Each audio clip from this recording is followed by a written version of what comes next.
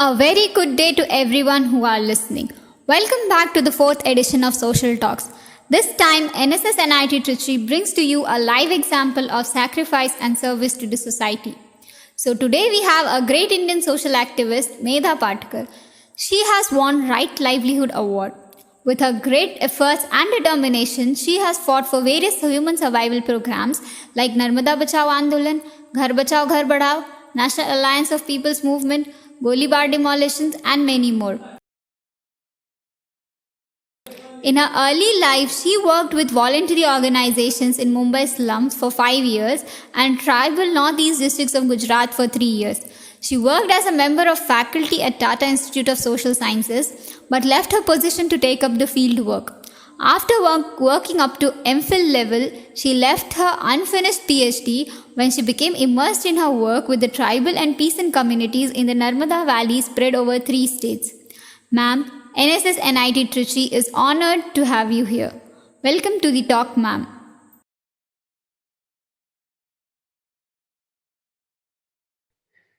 You see, I was a student of development, not just the concept, but also the paradigm and the impacts of development paradigm, development projects, development processes, development plans on the various so-called disadvantaged sections of our society.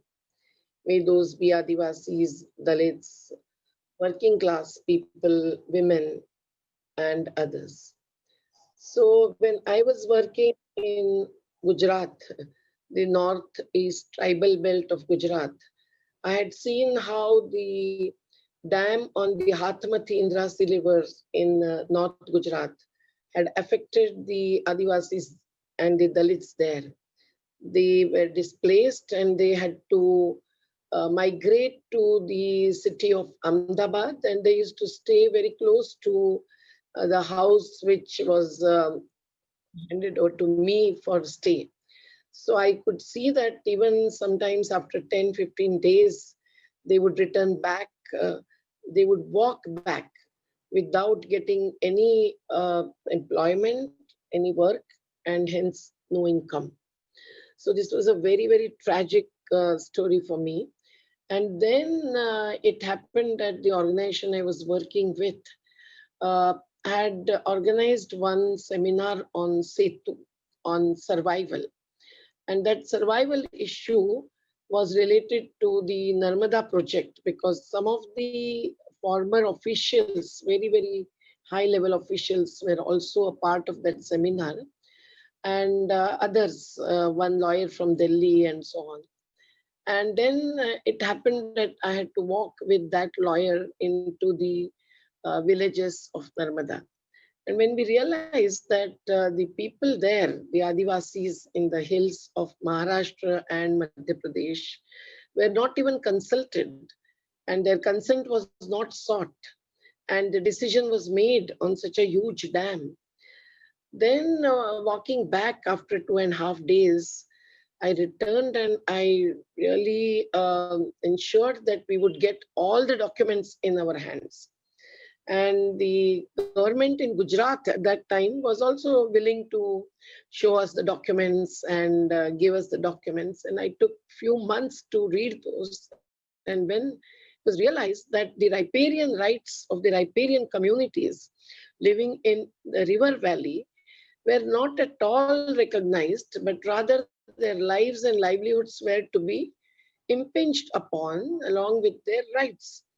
And this was absolutely against the constitution, and this was the development paradigm which would bring in destruction of nature and displacement.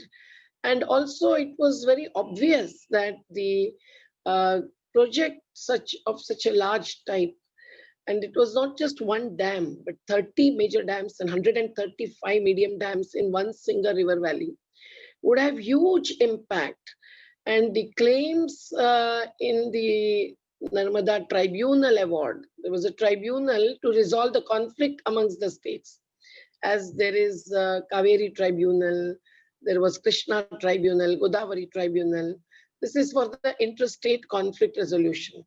But we could realize that although everything was written there in the tribunal, which came into our hands, along with my colleagues then, that there was no plan ready for rehabilitation. People did not know anything about it, neither the dam, nor its impacts, nor the resettlement and rehabilitation, etc., etc. And the environment was no issue at all. So somehow, after having read everything, I reached out to the officials, especially TN Sessions. Now, TN Session was then the Secretary Environment. Afterwards, he became the popular election commissioner, right? And he said that, oh, good that you have reached me. You are my eyes, you are my ears. And you convey to me the ground level situation.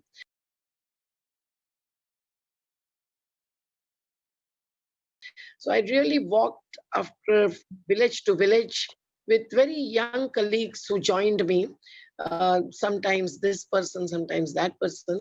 But then I really felt that this is the micro level replica of what is happening in the name of development all over the country and maybe the world.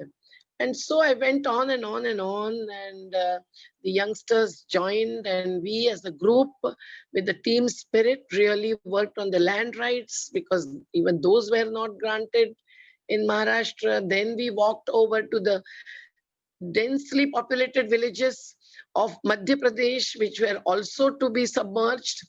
And then we realized that this 214-kilometer long reservoir would submerge 248 communities and affect the best of the forest in Satpuras and Vindhyas.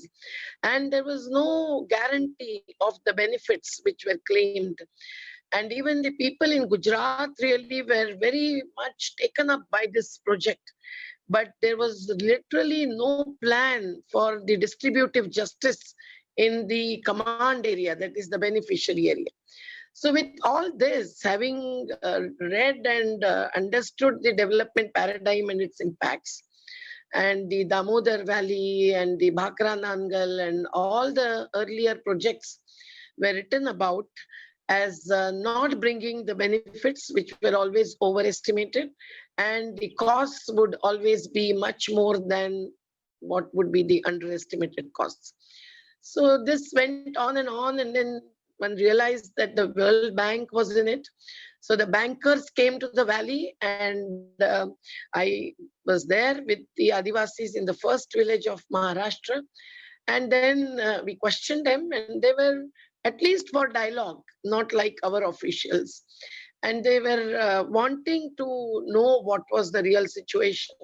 And the officials were translation of the English, that of the Adivasi language that they were doing was really a flawed one.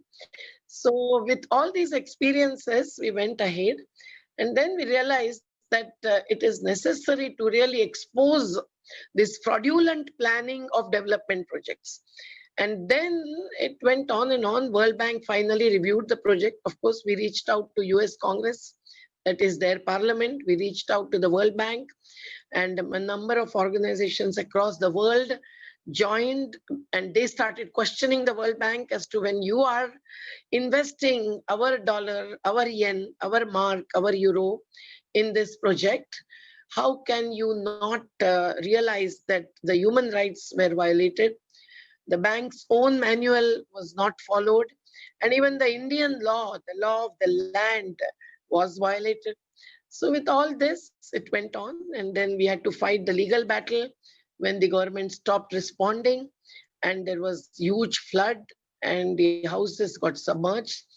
But then we could cover up the whole valley, and it was a strong mass movement that really made an impact. Even today, all Sardar Sarovar affected are not rehabilitated, but 20,000 families have got land, 5 acres each, and 40,000 at least have got plots, 5,400 square feet each. Few have got smaller plots, but for constructing houses. And there are more than 400 rehabilitation sites in the 3 states. So this is unprecedented if you consider the projects across the world. because out of Narmada, there came to be established an inspection panel within the World Bank, because the World Bank realized that this is what was happening in their funded projects. So that was a good outcome.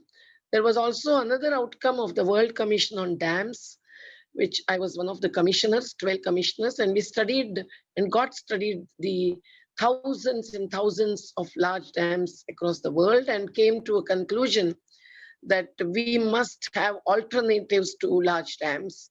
And you know that America, the USA, is now demolishing one dam after another, but we are still following that paradigm. So this movement really emerged out of our own relating with the communities, our own dialogue with the rulers, our own dialogue with the bankers, and also the legal actions and the court judgments. And this is the multi-front strategy which every movement has to follow.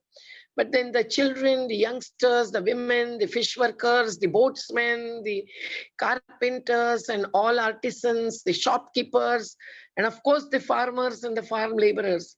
Each of the community, we had to seek rights, assert rights. We have got everything on paper, but a few thousand still remain to be rehabilitated. But we have 42 fishing cooperatives in the same reservoir. The next phase started.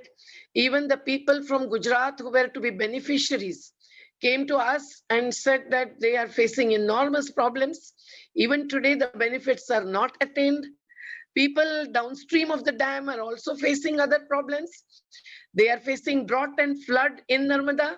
So there is no end to this struggle, let me tell you. But this struggle is not just issue-based. We have, with the people's strength, questioned the paradigm of development. And we think that there has to be an alternative which is possible.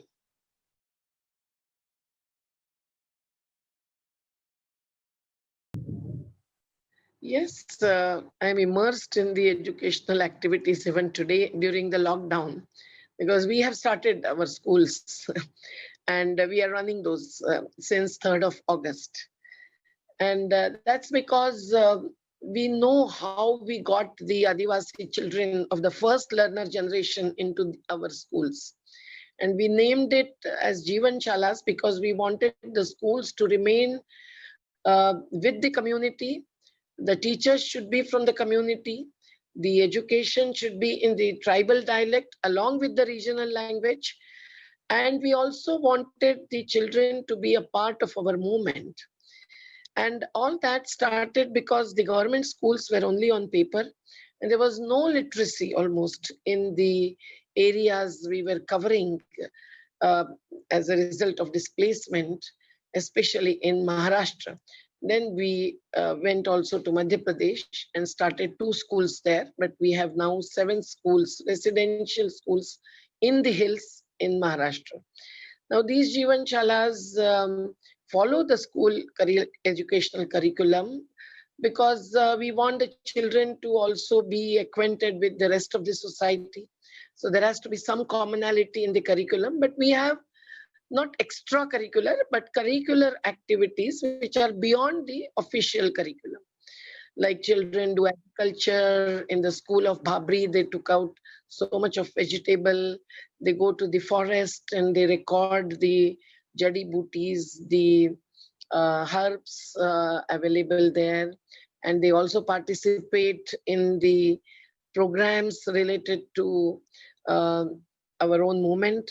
Like we celebrated on the bank of the rivers, the International Rivers Day on 27th of this month, so on and so forth. And they always stayed with us whenever we were fasting on the streets for 20 days, 30 days, and so on. And we had we had to start these schools because the government was not responding. The schools were really on paper, and it was a fraud, and it was a huge budget that was really spent in corruption and nothing like that. And when Now we have completed 29 years of these Jeevan Shalas, and not less than 6,000 children have passed out. Many have graduated, many have completed their 12th or 10th standards. Many are working in various organizations, including the government departments. And some have become our teachers, some have become our activists, so on and so forth. And now they are also, some of them are looking after the fishing cooperatives. And now the elderly children who are also at home during lockdown are teaching other children outside our schools who are in the 5th to 10th standard in the schools which have recently started, which are called as Gav Nirman Shalas. So this is the reconstruction work that we always relate with our struggle. We built a microhydel project with Anil Kumar from Kerala, from the Kannur district, and he came and worked for 9 months. He had started the Pathampara project, and that was great. You might have seen a film on this, Swadesh. So these kinds of reconstructive activities we were already having, but now we are again focusing on that much more than before. So I think we have to have the offline education for the children who are in the hilly communities, Adivasi communities, urban slums, and all the disadvantaged sections who cannot be online. So we are offline and we oppose online education because that will affect the children's psychology, affect the family atmosphere. There will be no educational atmosphere. We have 40% of houses in our country which are one-room houses. How can children study? With one mobile, how can two brothers and one sister study? Of course, the sisters will remain at home and the Adivasi children will go after the cattle once again. They will forget all that they had learned. So we are fighting a battle in a way through Jeevan Shalas against the so-called new educational system and policy and whatever is happening to our educational sector during lockdown in the name of COVID, because markets have started, but not schools. We have taken permission of the parents and the government and then started the school, and everyone is enjoying this. So I think we must have Jeevan Shalas in all such communities across the countries. We can develop our own curriculum. Our pedagogy should be suitable to the communities we work with, and it should be a two-side learning, a different relation between the teachers and the students.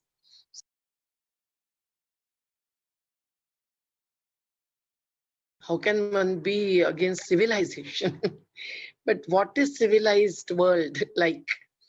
It is not the world which consumes more, which builds and constructs more, which is materialistic world. It is the world which will be living in the value framework of equity and justice.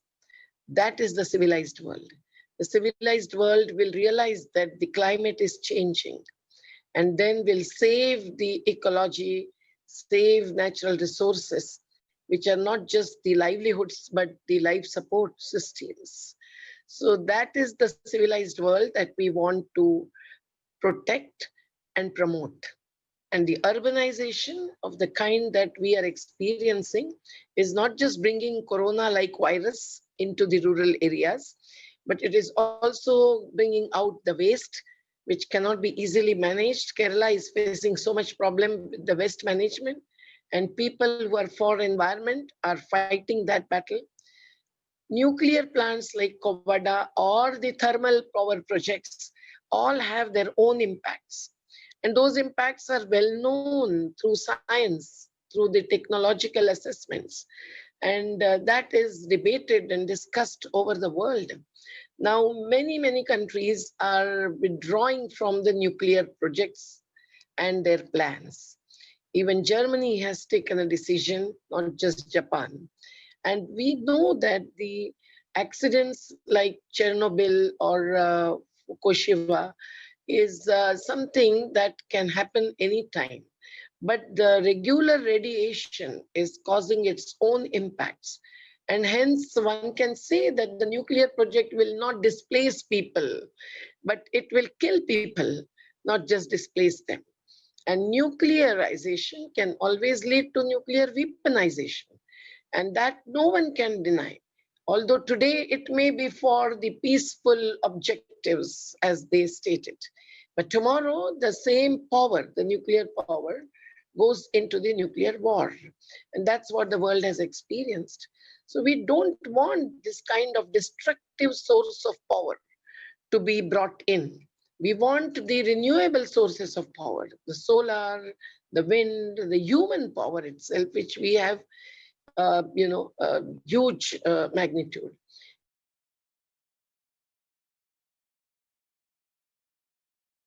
We are not against development. For us, development is fulfilling everyone's basic needs first. For us, development is protecting nature and protecting people, not profit over people. So we can say that today's world is getting more and more uncivilized. And hence, we want the rural communities to be given primacy in our development planning. In Kerala, you have rural-urban communities. You don't have the rural communities of the type we have in other states, because people have come from Gulf countries and they build all pakka houses. But when the flood comes and or when the tsunami affects, they are finished. So it is the various kinds of impacts, the cyclones, whether it is Oki or tsunami, all are the effects and the results of the wrong development paradigms and plans. We oppose those. We cannot be called anti-development. They can call us anything, anti-national, anti-development, anti-humans. But we know who are against the real humanitarian values and human rights.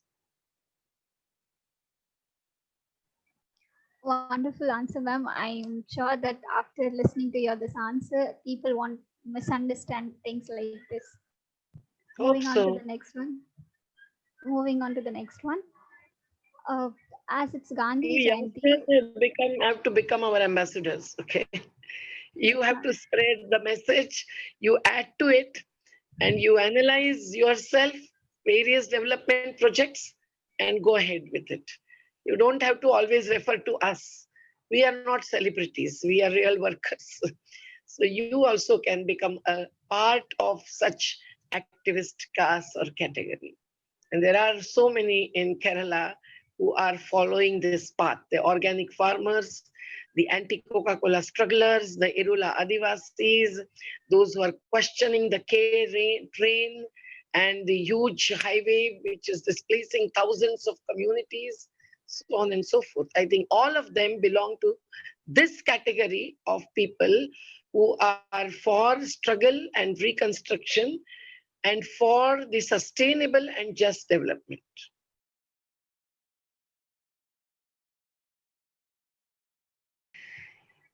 Gandhiji's main focus in his value basis was on truth and non-violence. And those are the most important goals to be attained by all of us in the present context. Because our state, our rulers themselves are bringing out not just fake news, but fake promises. In that situation, to be not coward, but fearless, and question anyone who may be in power at any level is what Gandhiji has taught us. And he really saw Satya as Ishwar. And that's not just the being, religious, but it is being moral. So the morality for him was following truth, the path of truth. Now, no human being can say that whatever one knows is the truth. We must be open, we must be transparent, we must be accountable. But whatever we see as the truth at a given moment must be followed. We cannot just go on lying or cheating and deceiving others. That's what may be done by our rulers, our corporates who are the capitalists, may be done by the bureaucrats, and anyone who are otherwise considered as a part of the democratic frame. But we know that today in India, every institution, may those be constitutional authorities or otherwise legal, they are also facing worst kind of interference, and that leads to their taking to a fraudulent path. That may be corruption. Corruption is not just of money, it's not just monetary corruption, it is the corruption of the framework of values and principles that we follow. So we remember Mahatma today in this context. The non-violence is also equally important. It is an indispensable path if we are for peace. And that peace can get established only if we realize that the state may be violent, a handful of individuals may be violent, the vested interest may be violent, they may physically attack us, or they may be bringing in violence against nature, the cattle, the forest, the flowing rivers, and so on. But every kind of violence that really kills or destroys cannot be stopped with violence per se. So you cannot stop violence with violence. You have to take to non-violent path, howsoever long-term it may be. You need to be perseverant. You need to be really, what do you call it, jivatta, the perseverant. And you have to therefore be prepared, not become glamorous about any change, but prepare to bring in change through very in-depth and long-term measures. And that includes the people's movement, the people's struggles, and also providing alternatives and promoting those. Mahatma ji has also taught us that we must see ourselves as trustees. This trusteeship idea of his needs to be understood. When Greta Thunberg is attracting through her speech, you all must get attracted to what Gandhiji had said as well, because his views really had guided this country through the constitution. Although Baba Saheb was leading the team of the forefathers of our constitution, Mahatma Ji's thinking of the Panchayat Raj, which has definitely gone on the same Gandhian path towards Gram Sabhas, and Mahatma Ji's values and principles reflected in the preamble of the constitution, which are of equity, freedom, of speech, of liberty, civil liberty, and of course the socialism that was added later. But secularism, Sarva Dharma Samabhav, was also Gandhi's gift to this nation. And hence, all that he had said, including the choice of technology, the development path that he said should proceed with, is something that would fulfill everyone's need, but no one's greed. And hence, he has left all this guiding framework for us, for our economy, for our polity. But Gandhi is hung on the walls and not really brought down to earth. So we must really commit ourselves.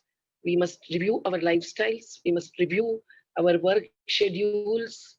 We must look at what is it that we promote in the name of progress, in the name of economic growth or justice. And there Gandhi comes to our help. Of course, we can relate Gandhi with Ambedkar, Marx, Periyar, Lohia, Jayaprakash, all of them, because they were not against each other. They might be having some difference of opinion, but they all were for the non-violent path, and ultimate truth as the goal or vision of theirs was also not against the Gandhian vision. Well, Gandhian vision was over encompassing, and hence that really could show the path to the humanity, not just the Indian citizenry. And that is recognized across the world even today.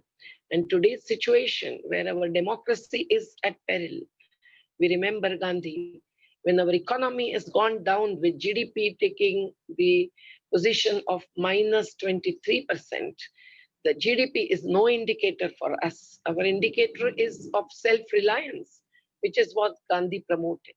आत्मनिर्भर भारत नहीं, आत्मनिर्भर या स्वयं निर्भर गांव चाहिए. So Gandhi ji was not really a showy neta.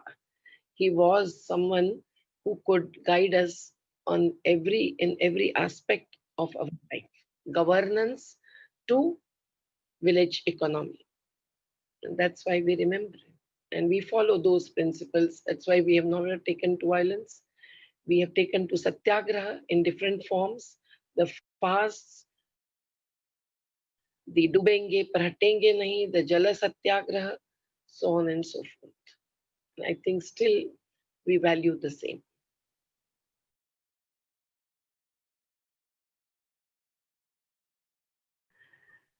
You youngsters who are in NSS, I also worked with NSS activities, and sometimes we could see that the work was only for getting marks.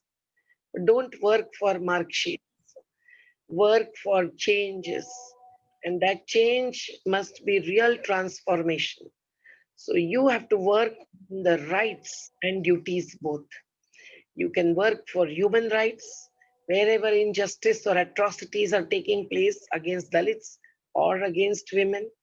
You can work for legal rights, studying various laws and the constitution, of course. Otherwise, all these webinars will be virtual. You know what virtual means? Virtual means abhasi. It's like hallucination, nothing else. But when we are now in dialogue, take this dialogue ahead with your own vision that you should develop yourself and with your own lifespan and life plan. That should be beyond NSS. NSS can certainly bring to your hearts and to your thoughts a humanitarian approach. But with that approach, you must proceed with actual work, not online but offline. You must relate with the not poor but rich communities who are considered as poor. They have rich natural resources. They are rich in human power, but they are considered as poor and are exploited. How tragic and how contradictory it is. So you look at every slum dweller, you look at every Adivasi, every Dalit, every woman who is fighting the battle within her own life, and also look at the children who are facing hell when their parents are out of the source of livelihood. So you have enormous scope for work. Get out of your educational system whenever you complete it up to the stage that you want to reach. But don't only get on to one degree after another and waste your life only in that. Once you attain something, you must start giving to the rest of the society. That was really interesting and historic talk, ma'am. We really wish you all the best and let us hope that the fruit of your hard work will be achieved very soon and that the government acknowledges the nation's need. Thank you for sharing with us and our audience all the hardships, effort that you put in and inspiring many. NSS NIT Trichy takes pride in collaboration with Honorable Medha Patkar and heartily congratulates her for all her commendable work.